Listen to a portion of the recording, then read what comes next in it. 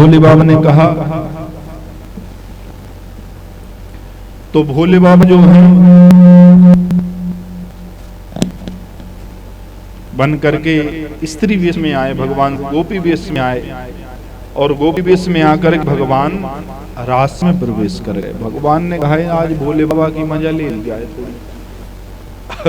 आसुरी मुनि ने कहा है कि भोले बाबा एक काम करना, आप जो है भगवान के पकड़ा ही नहीं आना, नहीं पहचान जाएंगे। तो भगवान गोपियों के साथ रास कर रहे थे, रस करते करते देखे कि भगवान यदि उस साइड हैं तो शंकर जी पीछे साइड खड़े गोपियों के साथ, भगवान उस तरफ हैं तो गोपियों के साथ भगवान उस तरफ है तो भोले बाबा पीछे खड़े।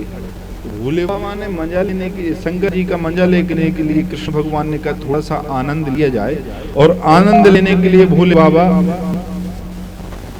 पीछे थे। तो भगवान गोपियों का हाथ छोड़ करके भोले बाबा के पीछे पहुंचे।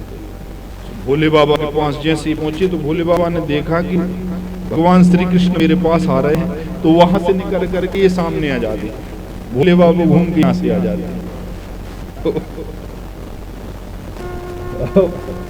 अब स्थिति ऐसी बनी, कन्हैया वहां से छूट के वहां जाते हैं तो भोले बाबा घूम के, क्योंकि भोले बाबा जानते हैं इनने हाथ पकड़ लिया तो जरूर गोपियों के सामने मेरा सब घूंघट अलग कर देंगे, गोपियां पहचान जाएंगी, रास करने नहीं मिलेगा। तो इस तरफ जाते हैं भोले बाबा, तो कन्हैया उस तरफ पहुंच जाते हैं पकड़ने के लिए। पकड़ते पकड़ते पकड़ते भगवान ने कहा ये गोपी कहाँ से आई है? ललिता जा हाथ पकड़े ना। तो भोले बाबा घबराए कि ललिता जी अपनी पकड़ ना ले।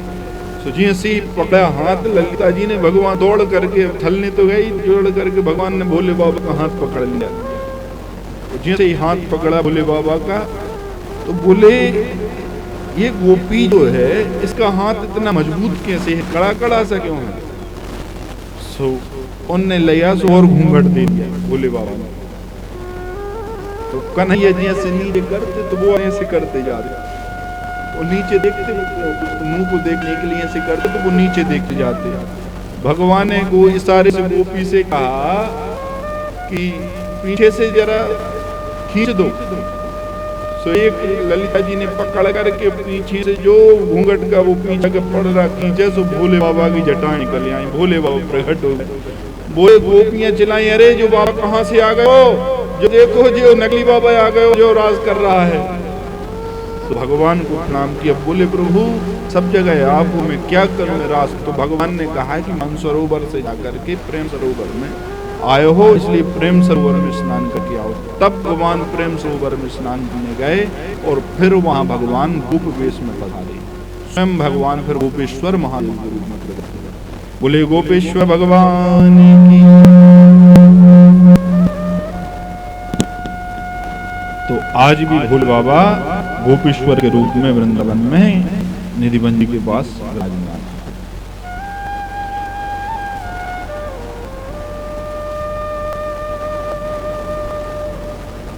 आगे विरजा नदी और सेदाना का प्रसंग आया है और फिर यहां से गिरिराज खंड जो है प्रारंभ होता है, वृंदावन खंड। और इस वर्ष जो हम वृंदावन खंड कर रहे थे उसका आज विश्राम हुआ। अब यहाँ से गिरिराज खंड प्रारंभ होता है जिसमें भगवान गिरिराज जी की पूजा का विधान है।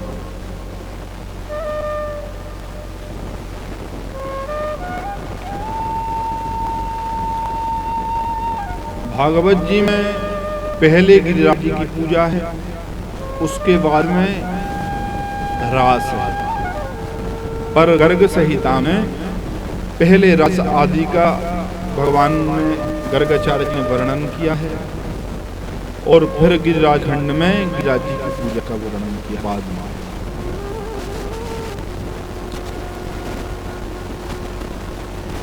बहुत पकवान बनते हैं। गोवर्धन क्या है? जहां गौ माता का संवर्धन हो, बढ़ोतरी हो, ऐसी प्रकृति की पूजा भगवान कराते हैं। हम लोग बड़े प्रेम से वट वृक्ष की पूजा करते हैं, हम तुलसी माता की पूजा करते हैं, हम आंवले की पूजा करते हैं, और भी जो भी वृक्ष हैं ऐसे हम पूजा करते हैं। तो भगवान संदेश देना चाहते हैं कि हमको प्रकृति की पूजा, वृक्षों की पूजा करनी चाहिए, क्योंकि उनसे हमारा संवर्धन होता है, उनसे हमारी वृद्धि होती है।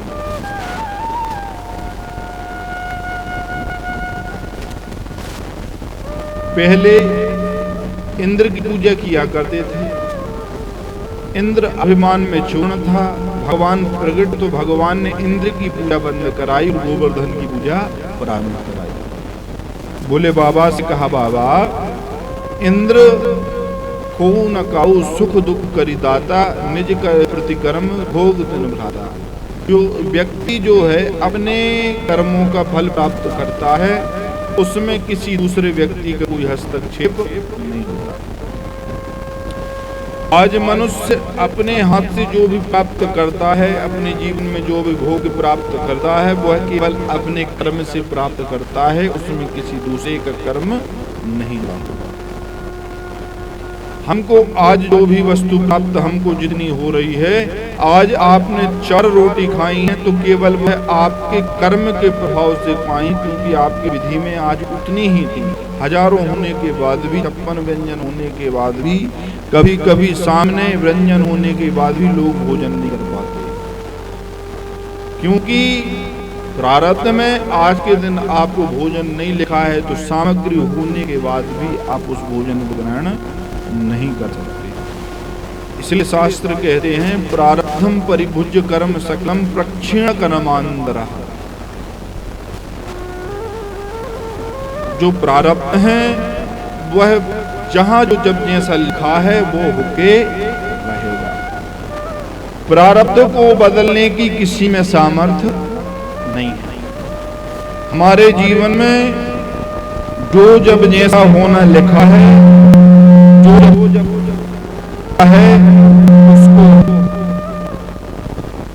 इसमें संदेह नहीं है।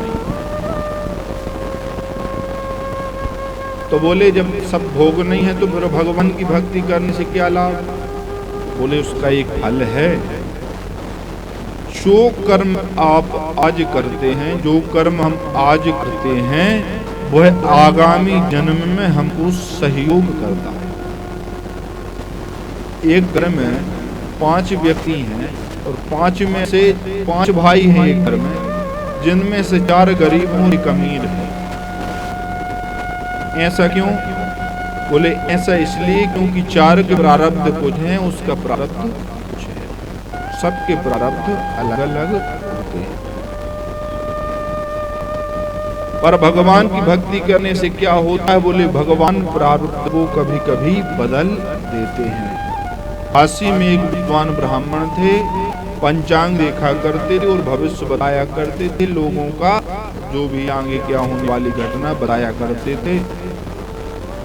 एक दिन उन्होंने अपनी कुंडली बनाई और अपनी कुंडली में उन्होंने देखा कि मुझे 1 महीने बाद यहाँ काशी का राजा काला मुंह करके, चप्पल की माला पहना करके, गधे पर बिठा करके, काशी की परिक्रमा लगा करके काशी से निकाला देगा, मुझे यहाँ से निकाल देगा। ये मेरी कुंडली में योग बन रहा है। और उनका कहा हुआ वचन, उनकी देखी हुई कुंडली ऐसी होती थी मानो ब्रह्मा की लकीर, क्योंकि पंचांग सही कहता है। तो उन्होंने कहा कि मैंने अभी तक जितनों का बताया है 100% सत्य निकला है, और मेरी कुंडली में ये आयोग निकल रहा है 1 महीने बाद का, कि मुझे यहाँ का राजा काला मुंह करके घोड़े पर बैठा, गधे पर बैठा करके यहाँ से निकाल देगा। अब मेरे प्रारब्ध में ऐसा लिखा है, मुझे भोगना तो पड़ेगा। पर भगवान की भक्ति व्यर्थ नहीं आती।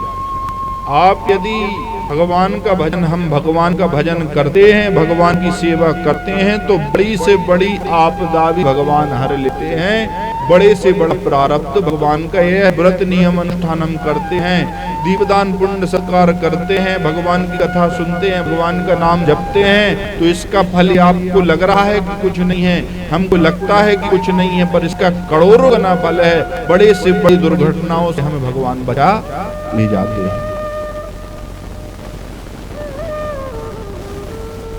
क्या करें? काशी में एक संत की शरणागति उन पंडित जी ने ग्रहण करी। संत कुछ नहीं माल लेकर के भगवान का भजन किया करते थे। जाकर के उन्होंने भगवान को स्वरूप संत को साष्टांग प्रणाम किया और चरणों में लेट गए और कहा कि हे प्रभु, हे संत वैष्णव महात्मन, हमारी कुंडली में ये दोष निकल रहा है 1 महीने बाद कि हमको काशी से निकाला होगा और बहुत बुरी बेइज्जती होगी। एक कुंडली में योग बन रहा है। अब हम क्या कहें? हम तो ब्राह्मण हैं, हम किसके पास जाएं? ब्राह्मण तो संतों के पास ही जा सकते हैं, आप आज्ञा करें। तो संत बोले भैया, हम तो कुछ शास्त्र जानते नहीं हैं, हम तो भजन करना बस जानते हैं, हम तो ना कुंडली जानते हैं, हम तो ना किसी प्रकार के वेदों को उपाय जानते हैं, ना हम किसी प्रकार की कोई भी ऐसी क्रिया जानते। हम तो बस एक चीज बस कह सकते हैं, तुमसे करोगे मानोगे तो बताओ कहें। बोले आप वो मर तक क्या नहीं करते? बोले मर रहे ही, बताओ क्या करना है कर। बोले एक काम करो, आज से 1 महीने बाद तुम्हें योग बना है तो आज से तुम मौन धारण कर लो, आज से घर से निकलना बंद कर दो। न आज से 1 महीने तक तुम किसी को, जब तक वो योग ना निकल जाए तब तक ना तुम किसी को मुख बताना, ना किसी से बात करना, ना किसी पर कोई, ना पंचांग देखना, ना कुंडली देखना, सब बंद, सब छोड़ दो। केवल अंदर कमरे में बैठ जाओ और 1 महीने तक लगातार श्री राम राम राम राम महामंत्र का जाप करो। केवल राम राम करना है और कुछ नहीं करना है। बस 1 महीने तक अंदर नहीं निकलना, बाहर नहीं निकलना, अंदर रहो, ठीक है? तो तुम्हारा योग उठ जाएगा, मैं गारंटी देता हूं। तो उन पंडित जी ने काशी में घर में जाकर के पत्नी से कहा कि मुझे आज ऐसा ऐसा योग बन रहा है, 1 महीने बाद एक स्त्री आएगी, मुझ पर ऐसे ऐसे आरोप लगाएगी और वहां का राजा मेरा काला मुंह करके गधे पर बैठा करके मुझे काशी से निकाल देगा। पर मुझे संत ने उपाय बताया है, मैं उपाय करूंगा।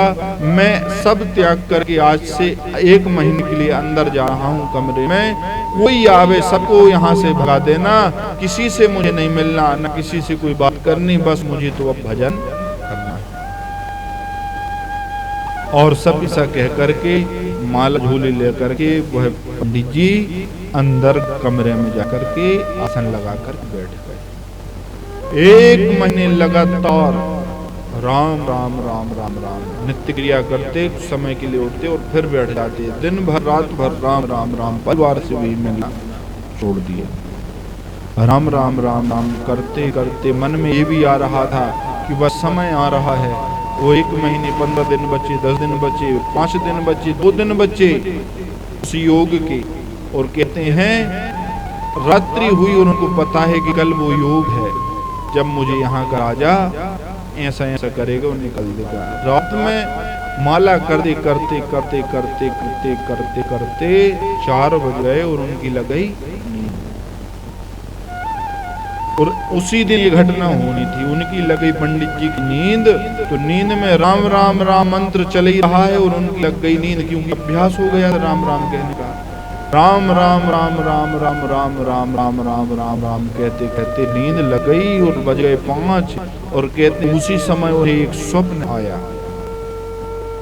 स्वप्न में क्या आया कि दौड़ती दौड़ती राजा को लेकर एक दौड़ती दौड़ती हुई स्त्री आई और कहती है राजा से, हे राजन, इस कुटी में देखो एक पंडित जी रहते हैं, इन्होंने अभद्र व्यवहार किया है मेरे साथ।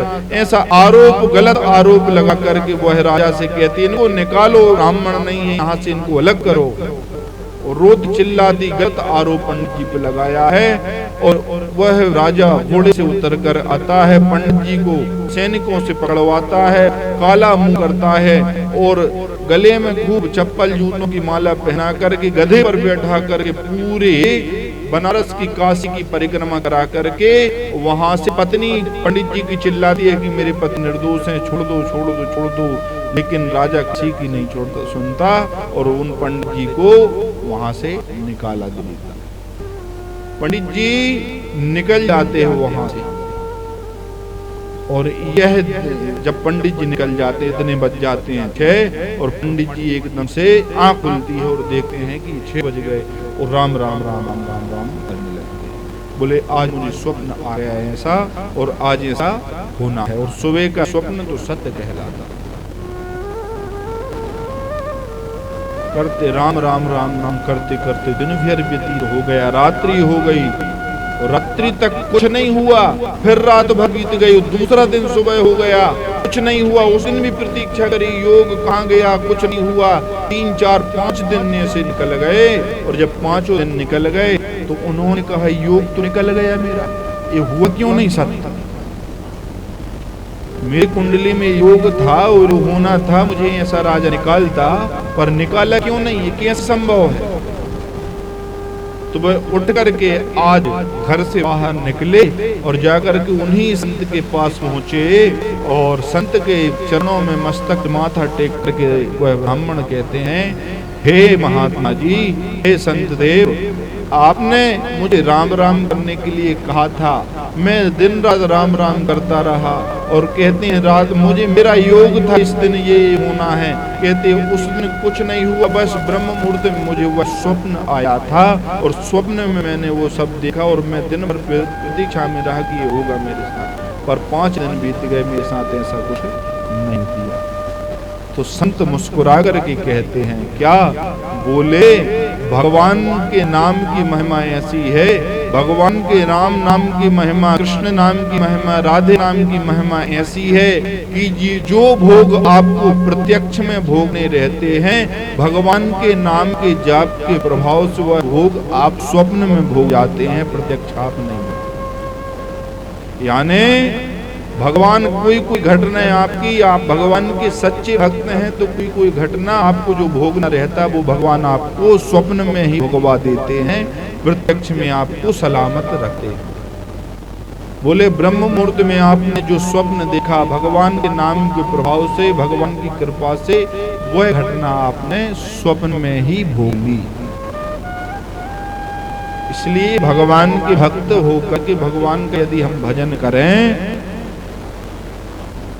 तो कहते हैं प्रारब्धम, जो हमारे प्रारब्ध हैं, परिभुज्य कर्म सकलम, वह भोगते तो हैं पर हम स्वप्न में भोग जाते हैं, प्रत्यक्ष भगवान बचा ले जाते हैं। कभी कभी भगवान के हम सब भक्त हैं, कभी कभी सोते सोते हमको ऐसा आया कि हम गाड़ी से टकरा गए, गिर गए और लग गया, खून आने लगा, रक्त बहने लगा, बहुत चोट लग गई, हम अस्पताल में भर्ती। तो ये मानो आप प्रत्यक्ष की भगवान ने आपको प्रत्यक्ष घटना से बचा लिया, स्वप्न में ही भोगवा दिया। कभी कभी स्वप्न में आपको सर्प काट खाए तो समझ लेना प्रत्यक्ष में भगवान जो घटना होनी थी वह भगवान ने आपको स्वप्न में भोगवा दिया। कभी कभी बड़े बड़े हादसे भगवान की कृपा से छोटे में बदल जाते हैं। भगवान भोगवाते तो हैं, देखो कर्म नहीं बदलेगा, प्रारब्ध नहीं बदलेगा, भगवान प्रारब्ध नहीं बदलेंगे, पर प्रारब्ध को भगवान अपनी भक्ति के प्रभाव से कम करवा देगा। हमने कोई अपराध किया है और अपराध करके हमारे वह अपराध से हमें फांसी होनी है, तो कोर्ट से आदेश मिल गया कि फांसी होनी है, पर जो जज आपको फांसी दे रहा है यदि आपका वो परिचित का निकला, पहचान का निकला, तो उस प्रारब्ध के उस सजा के बदले, उस दुष्कृत्य के बदले आपको फांसी ही होनी थी, पर वो आपका जज जो है वो रिश्तेदार निकला, तो फिर वो आपको फांसी नहीं देगा, उसके बदले आपको क्या करेगा? बोले उम्र के भले ही दे दे पर फांसी नहीं देगा, क्योंकि वो पहचान का है। ऐसे ही हमारी ये भगवान के प्रति श्रद्धा हो जाए, भगवान से जुड़ जाए तो हम भगवान के भक्त बन गए। और भगवान के जब हम भक्त बन जाते हैं तो भगवान भगवाते तो हैं पर कम करवा करके उसको, इसलिए हमें भगवान को भक्त बने रहना है। प्रेम से बोलना पड़ेगा।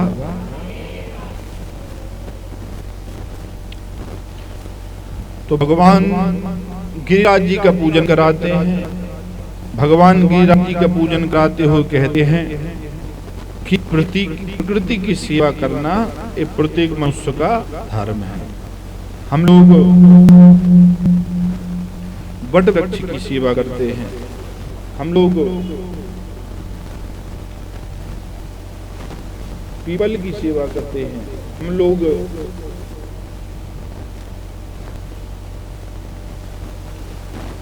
बेल की सेवा करते हैं, तुलसी की सेवा करते हैं। तो उसका फल क्या है? बोले ये प्रकृति की सेवा है, इनकी सेवा से भगवान अति प्रसन्न होते हैं।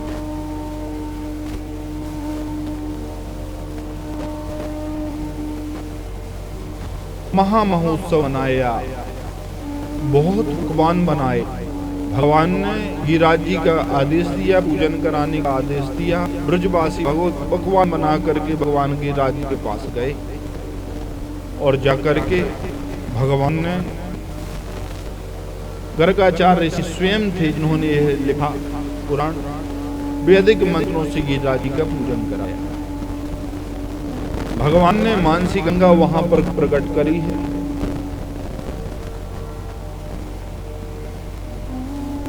मानसी गंगा गोवर्धन में परिक्रमा के समय प्राप्त होती है हमको। इंद्र को जब पता चला मेरी पूजा बंद हुई है, इंद्र आए और इंद्र ने आकर घनघोर जल वृष्टि करी। जल वृष्टि जब होने लगी, ब्रजवासी घबराए रोते हुए भगवान के पास पहुंचे। तो भगवान ने क्या किया? उस समय गोवर्धन को धारण किया।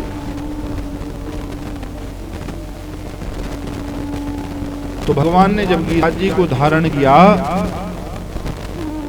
लगातार 7 दिन 7 रात पर्यंत जल वृष्टि।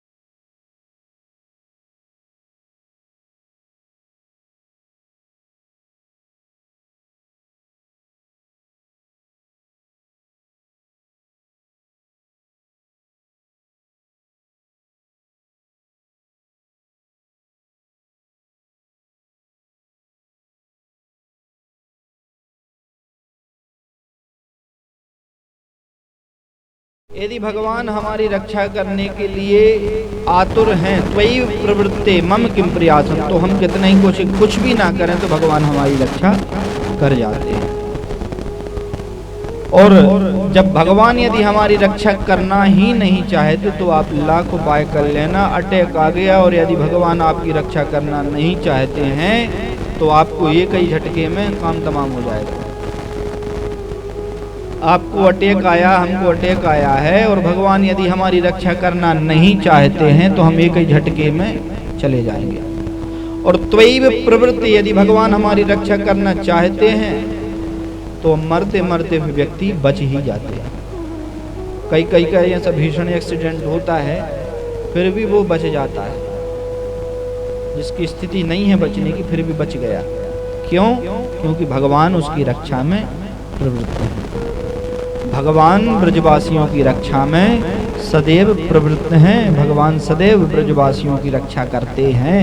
भगवान वचन देते हैं, ब्रजवासी वल्लभ सदा मेरे जीवन प्राण, इनको नाही विसार हो मोहि नंद बाबा की आन। प्रेम से बोलना पड़ेगा।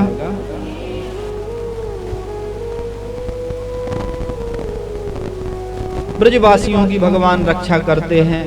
इंद्र का मान मर्दन होता है। इंद्र गौ माता को साथ लेकर के आते हैं।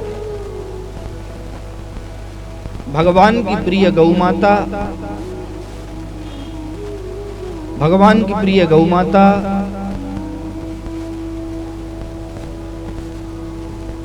गौ माता जब सामने आती हैं, भगवान पिघल जाते हैं। इंद्र को कहते हैं कि हे इंद्र, तुम्हें मैं क्षमा करता हूं। इंद्र गौ को पास साथ लेकर क्यों आते हैं, उसका एक कारण है।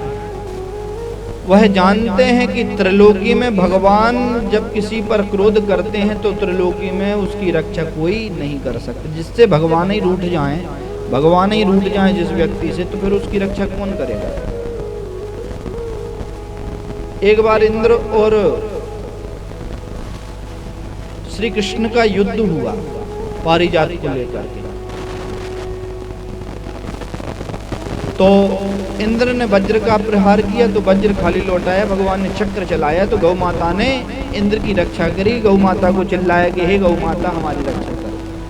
तो गौ माता सामने आई तो कहते हैं चक्र जो है गौ माता के कान को छीनता हुआ, गौ माता ने कान बता दिए तो कान छिल गए और चक्र को लौटा दिया। क्योंकि चक्र को भगवान ने आदेश दिए लौट आओ, पर गौ माता ने कहा नहीं नहीं प्रभु, आपके द्वारा चला हुआ आयुध खाली नहीं जाना चाहिए। इसलिए गौ माता ने अपने कानों को कर लिया, इसलिए उनके कान छिल गए, इसलिए उनके कान छिले हैं। तो कानों से जो रक्त निकला वो नीचे पड़ा जमीन पर, तो एक वृक्ष का रूप धारण किया जिसका नाम है तमाकू, जिसका नाम है तमाकू। तो भगवान ने कहा कि भगवान रोने लगे कि हे गौ माता, आप मेरी आराध्या हो, मेरे आयु काटा है, मैं क्षमा चाहता हूँ। भगवान ने जब यह रो कर के कहा तो गौ माता ने कहा प्रभु नहीं, आपके द्वारा चलाया हुआ अस्त्र खाली ना जाए, इसलिए मैंने अपने कानों को कर दिया। भगवान रोते हुए कहते हैं कि इस वृक्ष से मुझे एलर्जी है, तंबाकू के वृक्ष से मुझे परहेज है। इस वृक्ष का कोई स्पर्श भी करेगा तो मेरा वह विरोधी होगा, मेरा शत्रु होगा। काहे के तंबाकू के वृक्ष का, क्यों? क्योंकि वह गौ माता के खून से उत्पन्न है। और जो व्यक्ति तंबाकू को ग्रहण करेगा, ऐसा व्यक्ति कितने ही पूजा पाठ कर ले, मेरे कितने ही मुझे मना ले, पर मेरी आराध्या गौ माता का रक्त से बना हुआ वृक्ष अपने मुख में रख करके मेरे नाम को गाएगा, फिर भी मैं उससे कभी प्रसन्न नहीं होऊंगा, उसका कोई पूजा पाठ का फल उसे मैं नहीं दूंगा। इसलिए भगवान ने मना कर दिया। इसलिए कहते हैं, शास्त्र कहते हैं कि आप रोज खाओ ठीक है, पर भगवान की जब सेवा आवे, भगवान का जब पूजन कृत्य आवे, भगवान का जब पूजा पाठ आवे, आप कोई व्रत विधि रहते हो, व्रत करते हो, तो उस समय यह वृक्ष से उत्पन्न है रक्त तंबाकू से, जो उसको ग्रहण नहीं करना चाहिए। क्योंकि जिस वस्तु से भगवान को दुख होता है, जिस वस्तु से भगवान को पीड़ा होती है, और यदि वही कृत्य करके हम भगवान को मनाएं तो कैसे मानेंगे भगवान। इसीलिए ये वर्जित कर दिया। इसलिए जो खाते हैं वो खाएं, पर जब भगवान का भजन हो, पूजन हो, उस समय इस वस्तु का त्याग करना चाहिए। तो प्रेम से बोलना पड़ेगा, ए भगवान की प्रिय गौ माता के रक्त से उत्पन्न है। भगवान बहुत पीड़ित होते हैं। क्यों? बोले मेरा भक्त भी बना बैठा है और जिससे मुझे वैर है उसको भी अपनाए हुए हैं। इसलिए भगवान कहते हैं एक म्यान में एक ही तलवार बनती है, दो नहीं बनती। या तो इसी को रख लो या तो उसी को रख लो। ये भगवान की आज्ञा है। भगवान लौटे तो इंद्र ने आज वही गौ माता को सामने किया। क्यों? क्योंकि भगवान इंद्र जानते हैं कि यदि मैं अकेला गया तो भगवान मुझे समान नहीं करेंगे, और यदि मैं गौ माता को साथ लेकर के गया तो भगवान मुझे क्षमा अवश्य करेंगे। क्योंकि दुनिया में भगवान सब रूठ जाएं तो भगवान बचा लेते हैं, और जब भगवान रूठ जाएं तो संसार में कोई बचाने वाला नहीं होता है। उस समय तो केवल गौ माता की ही सेवा करने से भगवान आपको आपकी रक्षा करते हैं, आपको बचाते हैं, या भगवान आप पर जो क्रोध है उसको शांत होता है भगवान का। इसलिए जब बहुत कष्ट आवे और जब ऐसा लगे कि अब हम बस विपरीत हैं, हमारा विनाश निश्चित है, समझ लेना जब हमको लगने लगे कि हमारे घर में सबका पतन होने लगा, हमको लगने लगे कि हमारे घर में सबका विनाश होने लगा, हमको लगने लगे कि अब बस हमारा सबका विनाश निश्चित है, देव कुपित है, बने बनाए कार्य बिगड़ रहे हैं, उस समय आप गौ माता की सेवा कर लेना। उस समय निश्चित ही भगवान की कृपा ऐसी होगी कि आपका पूरा का पूरा प्रारब्ध बदल जाएगा। भगवान प्रसन्न होंगे और आपको पुनः फिर से खड़ा कर देंगे, पुनः आपका उद्धार करके भगवान आपको फिर से जैसे आप पहले फले पूरे थे वैसे ही भगवान कर देंगे। ये भगवान की आज्ञा है। इंद्र जानते हैं, क्योंकि इंद्र जानते हैं कि अब मुझे त्रैलोकी में कोई बचाने वाला नहीं है, पर यदि अब कोई हमें बचाएगा तो गौ माता बचाएंगी। इसलिए गौ माता को आगे करके इंद्र जाते हैं। इसलिए गौ माता, यदि आप जीवन में तरक्की चाहते हैं, जीवन में बढ़ोतरी चाहते हैं, तो भारतीय गौ माता की सेवा करने लग जाइए। आपकी तरक्की निश्चित है, इसमें संदेह नहीं है। इसलिए घर में गौ माता होनी चाहिए। भगवान पूरे विश्व में और कहीं क्यों नहीं प्रकट हुए, और कहीं जन्म क्यों नहीं लिया? वृंदावन में क्यों लिया? बोले वहाँ नंद बाबा के घर में क्यों लिया? बोले वहाँ एक गौ माता नहीं, एक साथ 9 लाख गौ माताओं का पूजन होता है, 9 लाख गौ माता की सेवा होती है। और उनसे भी बड़ी श्री राधा जी और कहीं क्यों नहीं प्रकटी? वृषभानु जी के यहाँ क्यों आई? क्योंकि यहाँ एक साथ 11 लाख गौ माताओं की सेवा होती है। और जिस समय घर में गौ माता की शोभा होती है, सेवा होती है, वहाँ गोपाल प्रकट होते ही हैं, इसमें संदेह नहीं है। प्रेम से बोलना पड़ेगा। तो गौ माता ने आकर के भगवान का अभिषेक किया। सुरभि माता ने आकर के भगवान का दूध से अभिषेक किया, तो वहां भगवान का एक नाम पड़ा गोविंद,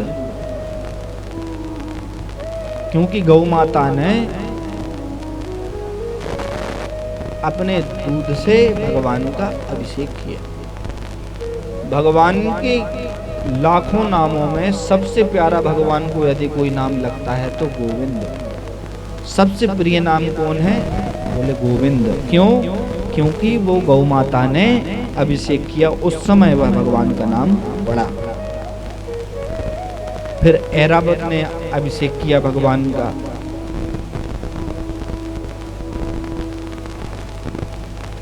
नंद बाबा को शंका हुई कि मेरे पुत्र ने इतना बड़ा गिरिराज उठाया है, भगवान है। तब वृषभानु जी ने और आदि संतों ने आकर के समाधान किया और बताए साक्षात जगदीश्वर हैं, अपनी लीला से आए हैं।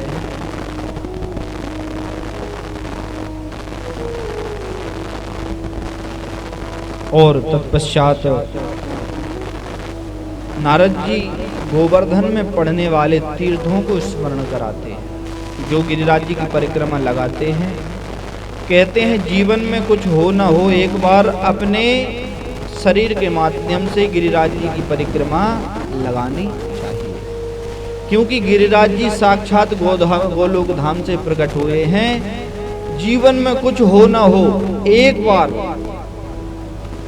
बार बस जाकर के गोवर्धन की परिक्रमा लगानी चाहिए। क्योंकि गोवर्धन साक्षात श्री कृष्ण ही हैं। गिरिराज जी की परिक्रमा लगाने से करोड़ों जन्मों के संचित पाप भी नष्ट हो जाते हैं। एक गिरिराज जी की महिमा, क्योंकि वहाँ पर देखो गिरिराज जी की तलहटी पड़ती है, राधा कुंड पड़ता है, श्याम कुंड पड़ता है, और ऊछरी का लोटा पड़ता है, और विविध कितने तीर्थ पड़ते हैं वहाँ पर, सबके दर्शन होते हैं। एक साथ भगवान के दिव्य स्वरूपों का दर्शन गिरिराज जी में होता है। इसलिए जीवन में एक बार हो तो गिरिराज जी में जाकर के गिरिराज जी की परिक्रमा करनी चाहिए। गिरिराज जी की विभूतियों का वर्णन है। गोवर्धन की उत्पत्ति का प्रसंग हमने बताया है। भगवान की आज्ञा से कैसे द्रोणांचल के पुत्र के रूप में गिरिराज जी उत्पन्न हुए हैं, और पुलस्त्य ऋषि के माध्यम से कैसे बरसाने वृंदावन को लेकर आए हैं, और पुलस्त्य ऋषि ने कैसे वृंदावन में काशी ले जा रहे थे, पर अधिक भार होने के कारण उन्होंने वृंदावन में ही उसको रख दिया, और फिर उनको श्राप मिला। पुलस्त्य ऋषि ने गिरिराज जी को श्राप दे दिया कि तुम आज से तिल भर घटोगे।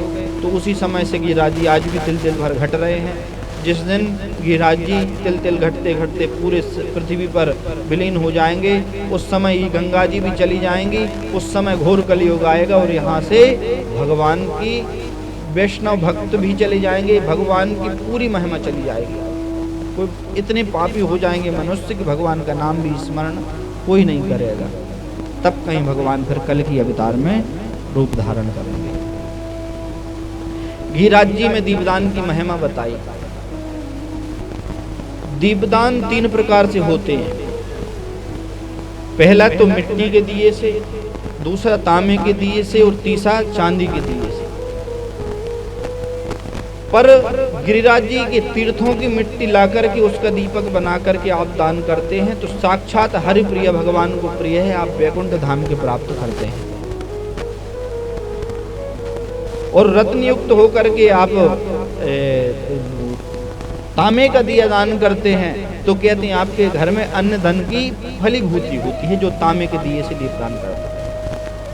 और रजत यानी चांदी के दीपदान से जो दीपदान करता है उसके घर में स्वर्ण आदि मुद्राएं भरती जाती हैं, चांदी आदि के पात्र भरते जाते हैं। एक दान, क्योंकि जो दान करते हैं वही बढ़ेगा।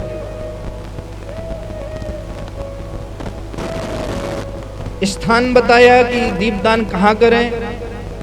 बोले आप हो सके तो तीर्थ में जाकर के दीपदान करें, नदी घाट किनारे दीपदान करें, उसका करोड़ों गुना फल है।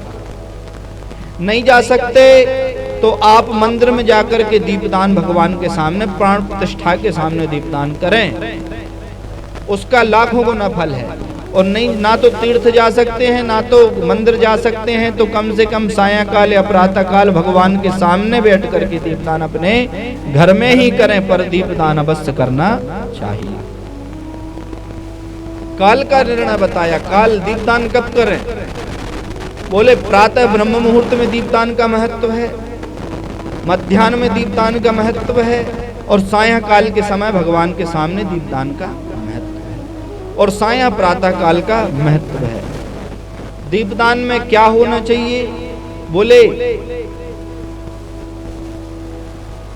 जो विरक्त हैं 1, 3, 5 से दीपदान करें, और जो गृहस्थ हैं वह 2 बत्ती लगा करके दीपदान करें। भगवान की आरती कैसे करें, उसमें कितनी बत्ती हो। बोले उसमें विषम संख्या चले, 1, 3, 5, 11 आदि लगा करके भगवान की आरती करें। स्नान की विधि बताई कि स्नान में क्या करें। बोले स्नान करते समय सबसे पहले चरणों से स्नान प्रारंभ होता है, चाहे स्वयं करें चाहे भगवान को कराएं। पहले भगवान के खुद करें तो पहले अपने पैरों पर जल डालें, और जब भगवान को कराने लगे शंख से भगवान को जल की विधि है स्नान कराने की। शंख से जब स्नान कराएं तो सबसे पहले चरणों में जल डालें। स्नान कब कराना चाहिए उसकी विधि है, ब्रह्म मुहूर्त में भगवान को स्नान कराना चाहिए। तो पुरुषोत्तम मास में, जो इस मास चल रहा है, इस मास में आरोग्य प्राप्ति के लिए, दीर्घ आयु प्राप्ति के लिए ब्रह्म मुहूर्त में स्नान करें। तो कोसा तिल आदि डाल करके तीर्थों को जल मिला करके स्नान करें, क्योंकि इस मास में नारायण जल में निवास करते हैं और जो जल में स्नान करता है ब्रह्म मुहूर्त में, उस समय उसे आरोग्य की प्राप्ति होती है, वह निरोगी रहता है, उसको रोग नहीं होते।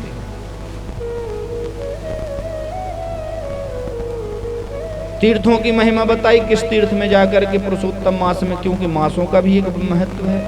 कार्तिक मास, पुरुषोत्तम मास, अगहन मास, ये भगवान के स्वरूप माने गए हैं। इनमें तीर्थों के जिन पर जाने का, स्नान करके दीपदान आदि करने का बहुत फल है। जो व्यक्ति ये समझे कि हम अंत समय कुछ ना कर पाएंगे, इसलिए उसको अभी हाथ पैर चलते समय तीर्थों में जाकर के अन्न दीपदान आदि करना चाहिए, तीर्थों का सेवन करना चाहिए। क्योंकि एक समय ऐसा आता है जब हम चलने में असमर्थ होते हैं, हम चल नहीं पाते हैं, हम तीर्थ नहीं जा पाते हैं, फिर हम दूसरे का सहारा लेने के लिए समर्थ होते हैं कि हमें कोई ले जाए तब जाएं। इसलिए भगवान कहते हैं भैया कर्म उतना ही करो जब तक अपने हाथ पैर चले, क्योंकि दूसरे के सहारे पे तो फिर हम कर पाएंगे कि नहीं कर पाएंगे।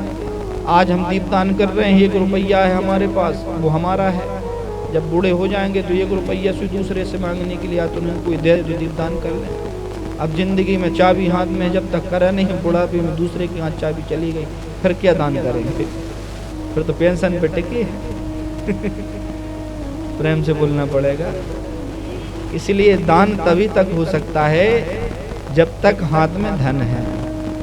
सत्कर्म तभी तक हो सकते हैं जब तक हमारा शरीर चलता है। शरीर चलेगा तो धन आएगा, उससे पुण्य कार्य अर्जित करेंगे। दीपदान, अन्नदान आदि करके, संत सेवा करके, विप्र सेवा करके हम पुण्य कर सकते हैं। नहीं बुढ़ापे में तो ऑर्डर देंगे और कोई सुन रहा है कि नहीं सुन रहा है, फिर तो घर में यही कहेंगे कि ये तो बूढ़े हो गए, इनको तो कोई काम ही नहीं, कहते रहते हैं। इसलिए जब तक शरीर चल रहा है तब तक पुण्य के कार्य हो सकते।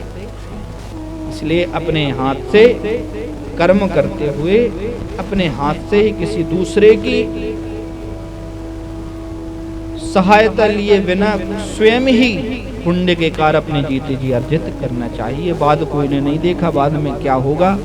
अच्छा किया है तो सदगति मिलेगी, बुरा किया है तो दुर्गति मिलेगी। और भगवान के भक्त बन गए समर्पित करके तो भगवान तो भेड़ा पार लगाएंगे। ऐसी भगवान की दिव्य चर्चा है। तो आज की चर्चा हम यहीं पर विश्राम लेते हैं। अब आगे की कथा कल प्रारंभ करेंगे। प्रेम से बोलना पड़ेगा, एक बार और बोलना पड़ेगा।